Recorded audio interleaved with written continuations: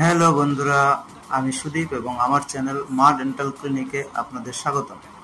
তো আসুন, আজ আমি আপনাদের দেখাবো একটা রিক্রাউন অ্যান্ড ব্লিচ। রিপোস্ট করে সেই ক্রাউনটাকে আমি রেডি করব। তো আপনারা দেখতে থাকুন আমার এই ভিডিওটি এবং সাবস্ক্রাইব করতে ভুলবেন না। ভিডিওটি ভালো লাগলে অবশ্যই শেয়ার করবেন।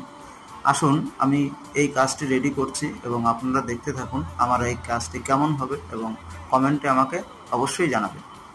এই পেশেন্টের দাঁত আগে আরসিটি এবং ক্রাউন করা ছিল, কিন্তু অরিজিনাল দাঁতের কোনো স্ট্রাকচারই প্রায় অবশিষ্ট ছিল না।